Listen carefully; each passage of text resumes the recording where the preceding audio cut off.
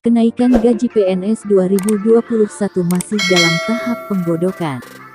Pemerintah berencana menyusun ulang formasi gaji dan tunjangan para abdi negara. Tentu kenaikan gaji PNS 2021 akan bergantung pada hasil formula penghitungan yang baru. Sementara saat ini, gaji PNS 2021 masih diatur dalam Peraturan Pemerintah PP Nomor 15 Tahun 2019.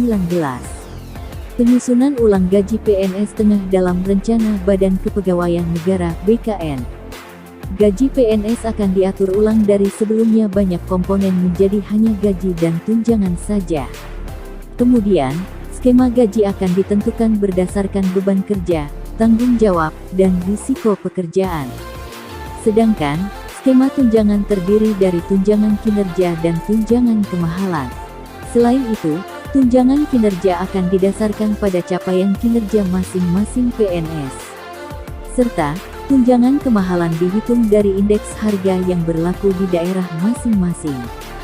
Sementara, tunjangan kinerja Tukin 2021 masih diatur dalam Peraturan Presiden Perpres Nomor 37 Tahun 2015. Adapun, tunjangan terendah ditetapkan sebesar Rp5.361.800 untuk level jabatan pelaksana, dan tertinggi sebesar Rp117.375.000 untuk level jabatan tertinggi, misalnya Eselon 1 atau Direktur Jenderal Pajak (DJP). Selain itu, pemerintah memberikan keistimewaan bagi pegawai negeri sipil yang bertugas mengurus anggaran pendapatan dan belanja negara (APBN) dengan memberikan tunjangan khusus. Hal ini diatur dalam Perpres Nomor 3 Tahun 2021, Perpres Nomor 4 Tahun 2021, Perpres Nomor 5 Tahun 2021, dan Perpres Nomor 6 Tahun 2021. Menurut Deputi Bidang Pembinaan Manajemen Kepegawaian BKN Haryomo Dwi Putranto, aturan gaji baru PNS akan berlaku bila semua instansi telah melaksanakan 1. Penyusunan analisa jabatan sesuai perkembangan yang ada saat ini. 2. Sudah selesai melakukan evaluasi jabatan, dan 3. Anggaran sudah disesuaikan dengan kemampuan keuangan negara. Hal yang sama juga berlaku untuk ASN lainnya, baik TNI maupun Polri. Jika belaidnya rampung dan disetujui, maka kenaikan pendapatan ASN akan mulai berlaku pada tahun 2021. Selama ini, pendapatan bulanan take home pay PNS berasal dari komponen gaji pokok plus berbagai macam tunjangan, di mana tunjangan paling besar abdi negara berasal dari tunjangan kinerja atau Tukin. Menteri Pendayagunaan Aparatur Negara dan Reformasi Birokrasi, Menpan RB Cahyokumolo mengatakan, dengan skema kenaikan tunjangan, pegawai ASN golongan paling rendah bisa mendapatkan gaji take home pay minimal antara Rp9 juta hingga Rp10 juta per bulan.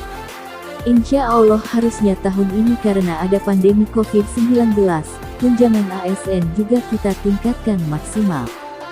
Jadi pegawai paling rendah ASN itu bisa minimal Rp9 hingga Rp10 juta, kata Cahyokumolo dikutip dari Kompas TV.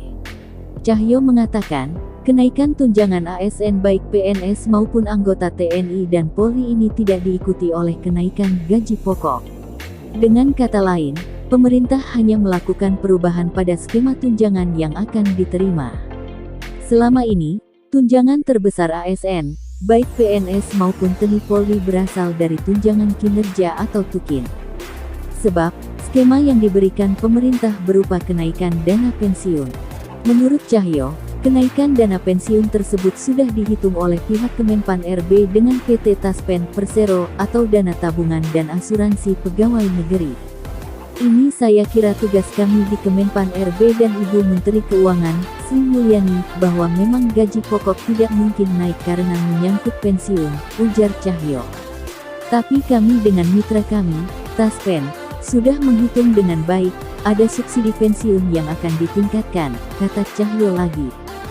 Sementara itu, PIT Kepala Biro Hubungan Masyarakat, Hukum, dan Kerja sama BKN Paryono menjelaskan, proses perumusan kebijakan tentang gaji, tunjangan, dan fasilitas PNS merujuk pada amanat pasal 79 dan 80 Undang-Undang ASN hanya terdiri dari komponen gaji dan tunjangan. Formula gaji PNS yang baru akan ditentukan berdasarkan beban kerja, tanggung jawab, dan risiko pekerjaan. Implementasi formula gaji PNS ini nantinya dilakukan secara bertahap. Sementara formula tunjangan PNS meliputi tunjangan kinerja dan tunjangan kemahalan. Rumusan tunjangan kinerja didasarkan pada capaian kinerja masing-masing PNS, sedangkan rumusan tunjangan kemahalan didasarkan pada indeks harga yang berlaku di daerah masing-masing. Secara substansial, sistem penggajian berbasis pada harga jabatan berdasarkan pada nilai jabatan, di mana nilai jabatan diperoleh dari hasil evaluasi jabatan yang menghasilkan kelas jabatan atau tingkatan jabatan, yang selanjutnya disebut dengan pangkat.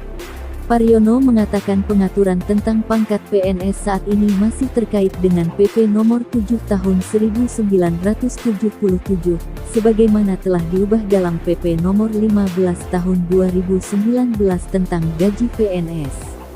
Begitu pula, dengan regulasi yang mengatur tentang gaji PNS 2021 memiliki keterkaitan erat dengan regulasi-regulasi lainnya, seperti jaminan pensiun PNS, jaminan tabungan hari tua PNS, dan jaminan kesehatan. Wacana kenaikan gaji aparatur sipil negara ASN, atau pegawai negeri sipil PNS seharusnya berlangsung tahun ini dan sudah direncanakan sebelum pandemi COVID-19.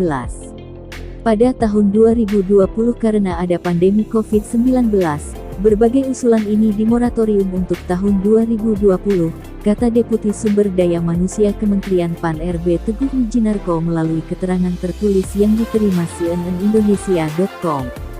Karena sempat tertunda, kata dia, usulan itu kemudian diproses kembali tahun ini. Namun ia menegaskan kebijakan tersebut dilakukan dengan mempertimbangkan kondisi keuangan negara.